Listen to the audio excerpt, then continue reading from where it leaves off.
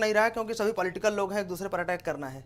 आप कल्पना करिए कि इसी उत्तर प्रदेश में एशिया का, लखनऊ में एशिया का सबसे बड़ा संस्थान किंग जॉर्ज मेडिकल यूनिवर्सिटी बनाया गया, यहीं पर सिविल हॉस्पिटल बनाया गया, यहीं पर बलरामपुर हॉस्पिटल बनाया कांग्रेस के जमाने में, और यहीं पीजीआई बना दिया गया। फिर समाजवादी पार्टी को दिखाना था तो फिर यहीं पर लोहिया इंस्टीट्यूट बना दिया गया, फिर यहाँ पर अटल बिहारी वाजपेयी मेडिकल कॉलेज खोल दिया गया। चिकित्सा का विकेंद्रीकरण नहीं किया गया उत्तर प्रदेश में। जब आप विकेंद्रीकरण नहीं करेंगे तो सारे लोग एक जगह इकट्ठा होंगे। हर व्यक्ति को यह दिखाना है कि हम कुछ स्ट्रक्चर खड़ा करना चाहते हैं। लोक बंधु यहीं पर खड़ा कर दिया और एक रायबरेली एम्स 50 किलोमीटर की दूरी पर खड़ा कर दिया। क्यों? क्योंकि केवल हमारे क्षेत्र में होना चाहिए। बाराबंकी में नहीं हो सकता था क्या? बस्ती में नहीं हो सकता था? बहराइच में नहीं हो सकता था? गोंडा में नहीं हो सकता था? बलरामपुर में नहीं हो सकता था क्या?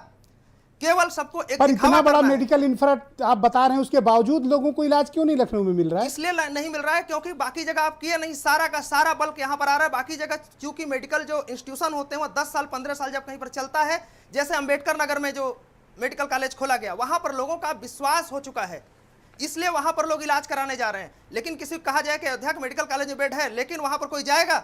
नहीं जाएगा। लोगों को विश्वास होने में टाइम लगता है। दूसरी बात यह है कि जो उत्तर प्रदेश और बिहार खासकर है, ये ऐसे जगह है जहां पर कि लोग प्रायः मुंबई और दिल्ली में काम करने जाते हैं।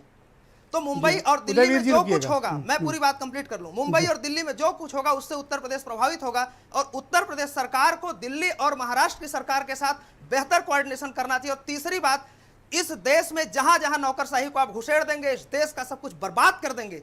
इसी देश में आपने देखा होगा डॉल्फिन पाई जाती थी गंगा में, जब गंगा एक्शन प्लान लाया गया डॉल्फिन खत्म हो गई। इसी देश में पंचायती राज व्यवस्था होती, इसमें तलाक का मुद्दा उठता था, उसमें बंटवारा होता था, भाई भाई के विवाद सुलझाए जाते थे। जिस दिन पंचायती क्या राज ये व्यवस्था लागू सारे कुछ त्रासदी के लिए और दुर्व्यवस्था के लिए नौकरशाही जिम्मेदार है? पॉलिटिकल लीडरशिप क्यों जिम्मेदार नहीं है? नीति नियंता तो वही है। बात मैं यही कह रहा हूं, नीयत कितनी भी सही हो, मुख्यमंत्री कहे नीयत सही है, प्रधानमंत्री कहे नीयत सही है, जो उस नीयत को नीति में बदलने वाले हैं 390 दिन वही से IAS आपकी लोग क्या हैं। नियत है सामने आ गया।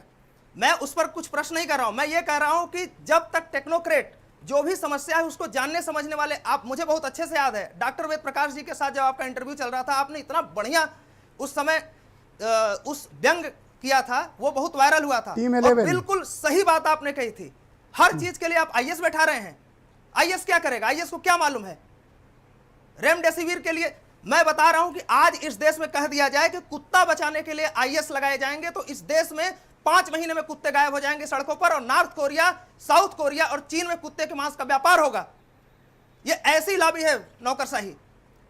नेता चाहे जितने बुरे हो, कम से कम जनता के बीच उनको मुंह दिखावे के लिए चिट्ठी लिख रहे हैं, लेकिन ये लोग गायब हैं। सरकार ये बहुत बड़ी बेवकूफी है जो आईएएस लोगों पर भरोसा करके बैठी है। टोकन सिस्टम किए हुए हैं।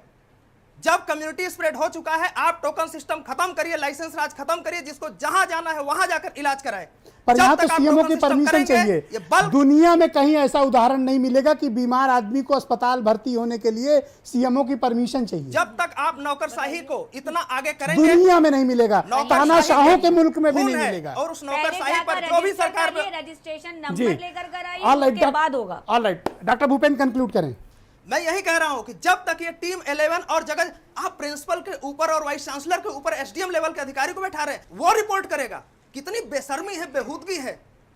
कोई इस बात के पीछे सेंस है कि एक एसडीएम जो होगा 60 साल के वाइस चांसलर से रिपोर्टिंग करेगा? उसको मालूम है, कोई अनुभव है? जब तक नौकरशाही पर जो नीयत आपकी चाहे जैसी अच्छी है बुरी है, मैं उस पर कोई कमेंट नहीं करना चाहता, क्योंकि नीयत अंदर की बात है और नीति बाहर दिखती है। करेक्ट, बहुत अच्छी बात कही आपने। डॉक्टर विशाल जैन मुझे ज्वाइन कर चुके हैं नोएडा से। डॉक्टर विशाल,